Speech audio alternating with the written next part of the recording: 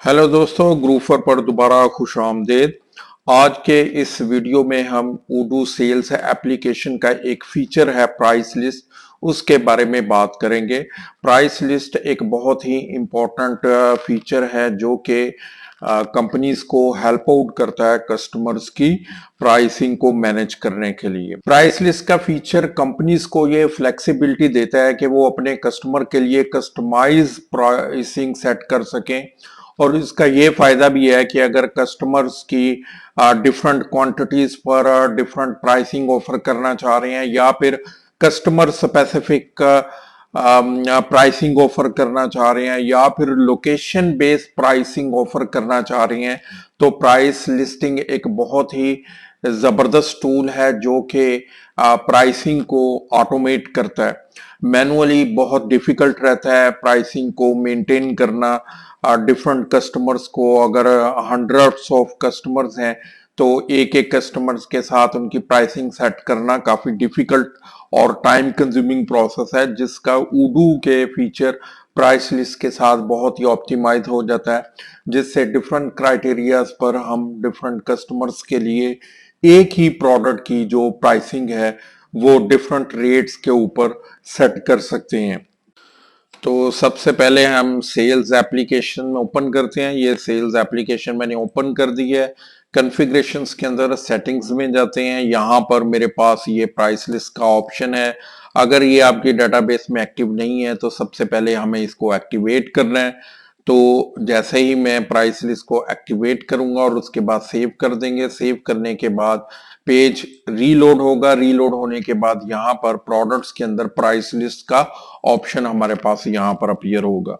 तो यहाँ पर ये इस वक्त इस डेटाबेस में ये तीन इस वक्त प्राइस लिस्ट आ रही है। ये बेनिलक्स, यूरो और क्रिसमस, ये तीन प्राइस लिस्ट हमारे पास यहाँ पर डिस्प्ले हो रही हैं। तो सबसे पहले मैं ऑर्डर को देखता हूं कि ऑर्डर हम एक क्रिएट करते हैं और इसको अंडरस्टैंड करते हैं। यहाँ पर मैंने न्यू किया। न्यू करने के बाद यहाँ पर हम डिको एडिक्ट सेलेक्ट करते हैं। जैसे ही मैंने डिको एडिक्ट सेलेक्ट किया तो ये मेरे पास एक जो प्राइस लिस्ट है वो यहाँ पर डिस्प्ले हो गई है।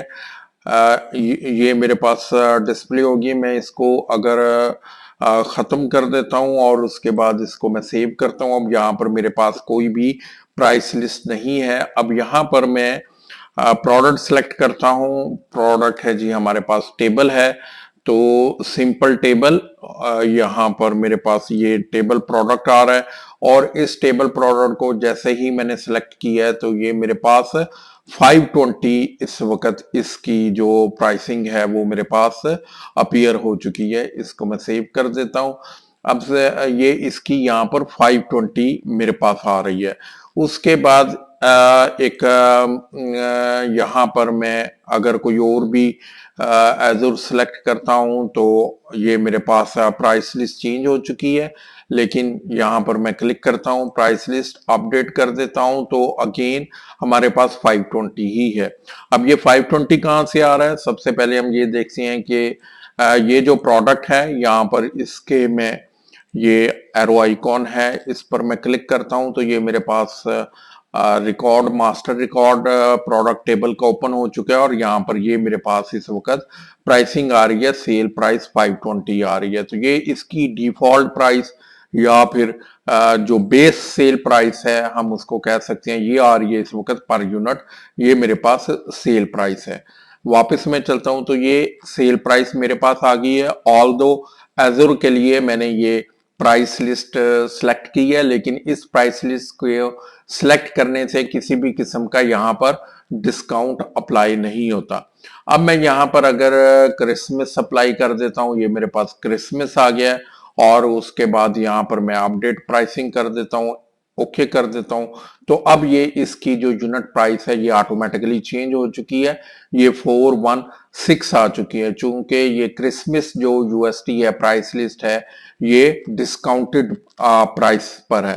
तो यहाँ पर मैं प्रोडक्ट के अंदर आता हूँ और यहाँ पर हम देख लेते हैं प्राइस लिस्ट। ये मैं इसको क्लिक करता हूँ प्राइस लिस्ट, तो ये मेरे पास क्रिसमस प्राइस लिस्ट आ रही है। तो इसको मैंने ओपन किया है।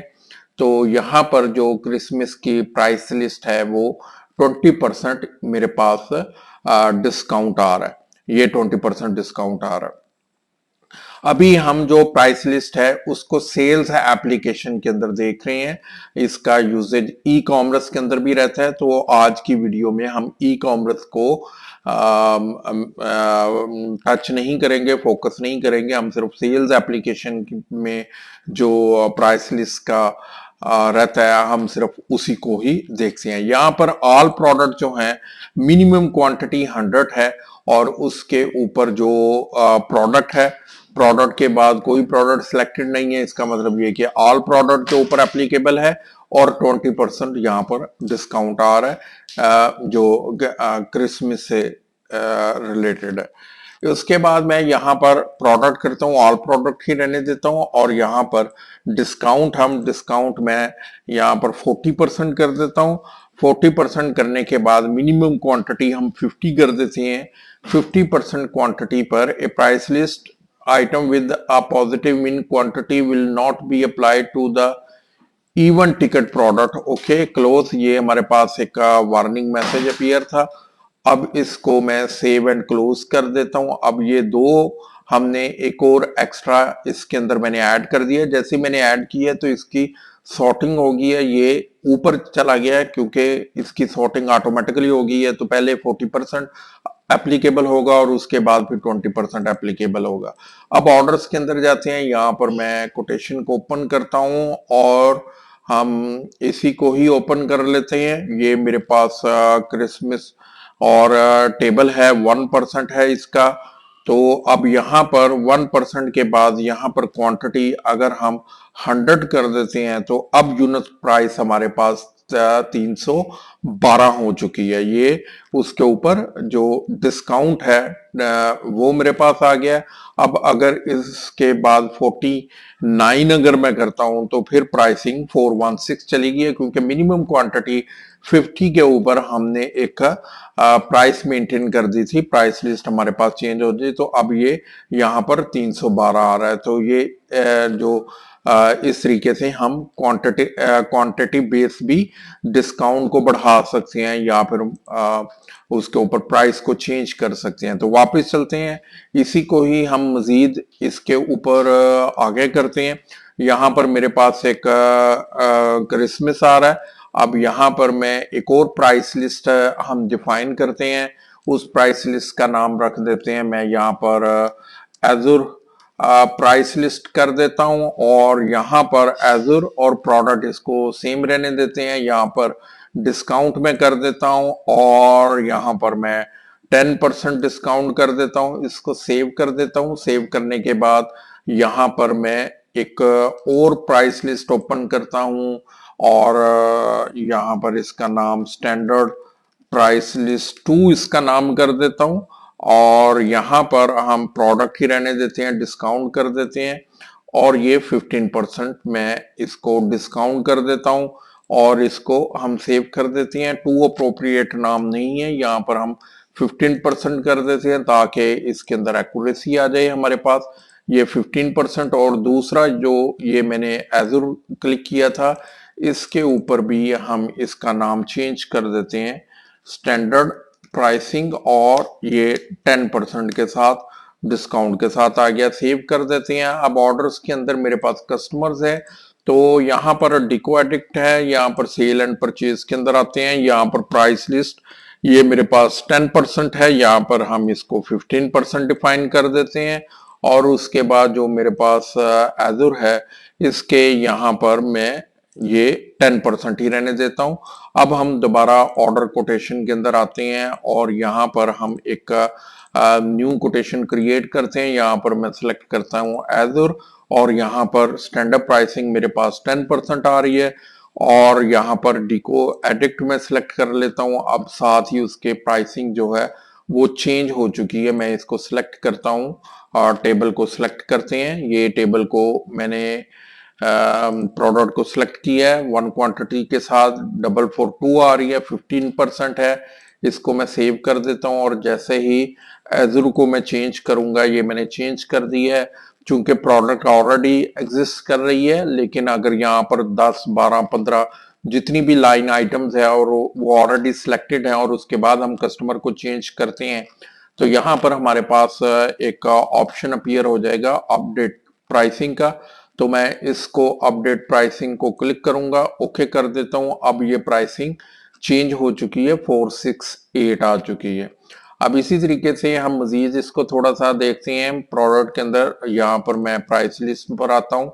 अब प्राइस लिस्ट के अंदर यहाँ पर मैं जो 15% है, स्टैंडर्ड प्राइस 15% है, ऑल प्रोडक्ट हमने इसके ऊपर अप्लाई किया था। अब यहाँ पर मैं प्रोडक्ट स्पेसिफिक कर लेता हूं। अगर यहाँ पर प्रोडक्ट इसकी सिलेक्ट करता हूं टेबल, तो ये मेरे पास टेबल है, या डाइनिंग टेबल हम सिलेक्ट कर लेते हैं। ये सिर्फ डाइनिंग टेबल मैंने सिलेक्ट की है, उसके ऊपर 15% है। इसको मैं सेव कर देता हूं और उसके बाद यहाँ पर प्रोडक्ट और ये टेबल जो मेरे पास है उसके ऊपर हम डिस्काउंट और ये 10% में इसको डिस्काउंट कर देता हूं।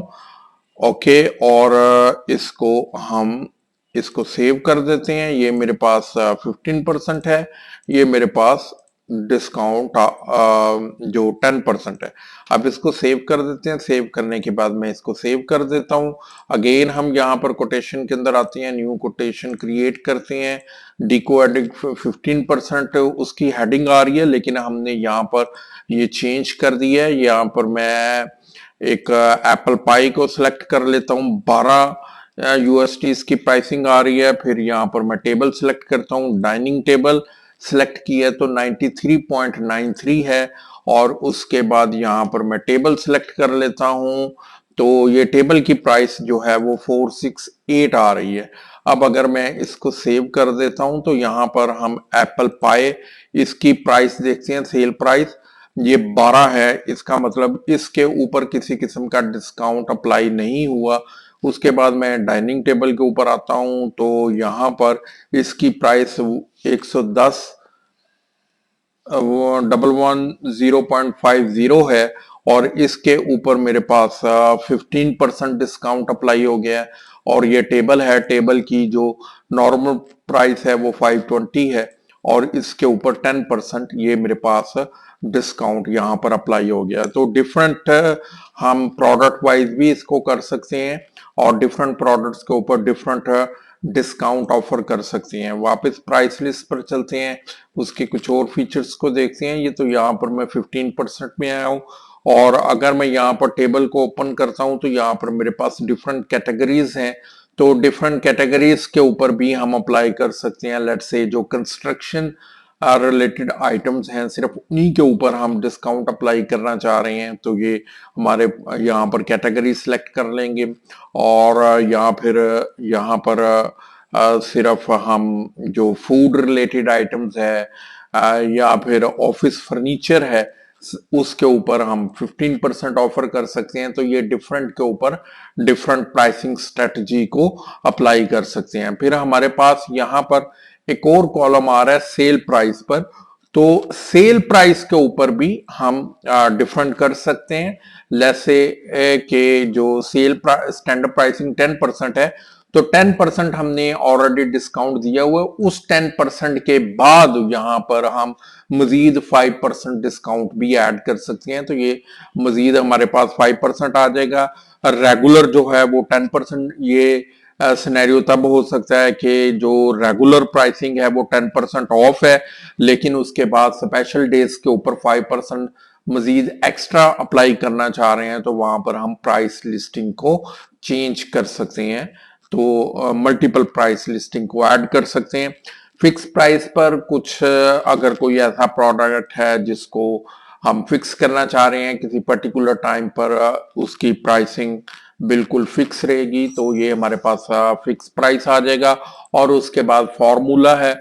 अगर कॉम्प्लेक्स किस्म की जो प्राइसिंग है वो हमने करनी है, तो फार्मूला के थ्रू कर सकते हैं।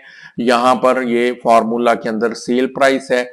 कॉस्ट के ऊपर भी हम कर सकते हैं, जो एवरेज कॉस्टिंग है उसके ऊपर भी हम कैलकुलेट कर सकते हैं कि कॉस्टिंग के ऊपर जो 10% मार्जिन ऐड कर दे, मार्कअप ऐड कर दे, जितनी भी उसकी कॉस्ट प्राइस आ रही है उसके अंदर 10% ऐड कर दे। एक्स्ट्रा फी अगर अप्लाई कर रहे हैं तो वो अप्लाई कर सकती हैं।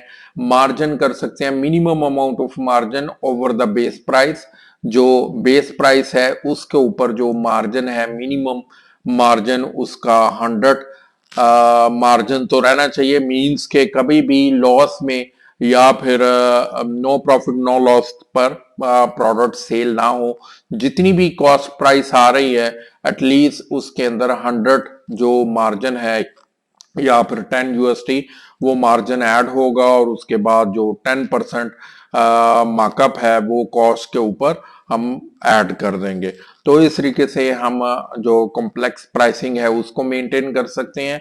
और वैलिडिटी पीरियड है, यहाँ पर अगर हम कोई वैलिडिटी पीरियड अप्लाई कर देते हैं लेट्स से 30 नवंबर, तो जो प्राइसिंग है वो डिस्काउंटेड प्राइसिंग रहेगी। ये प्राइसिंग उसकी टिल 30 नवंबर ये प्राइसिंग रहेगी। और उसके बाद 30 नवंबर से स्टार्ट हो जाएगी। अगर एंड डेट भी अप्लाई करना चाह रहे हैं तो यहाँ पर हम 1 नवंबर कर देते हैं और यहाँ पर हम 30 नवंबर कर देते हैं। तो ये एक मंथ के लिए सिर्फ ये प्राइसिंग अप्लाई होगी। उसके अलावा फिर रेगुलर प्राइसिंग वो उसके ऊपर प्राइसिंग जो है वो मेंटेन हो रही होगी। तो इस तरीके से हम अपनी प्राइसिंग स्ट्रेटजी को ऑप्टिमाइज कर सकते हैं। जो प्राइस लिस्ट है उसका स्कोप जितनी भी सेल्स एप्लीकेशंस है उसके ऊपर एप्लीकेबल रहता है, जिसके अंदर जो बेसिक बैक एंड सेल्स है, फिर पॉइंट ऑफ सेल के अंदर प्राइस लिस्टिंग को हम मेंटेन कर सकते हैं, और फिर ई कॉमर्स के अंदर हम प्राइस लिस्टिंग को मेंटेन कर सकते हैं। तो प्राइस लिस्टिंग के अगले लेक्चर्स में हम ई कॉमर्स और पॉइंट ऑफ सेल के अंदर इसका यूजेज देखेंगे। Thank you.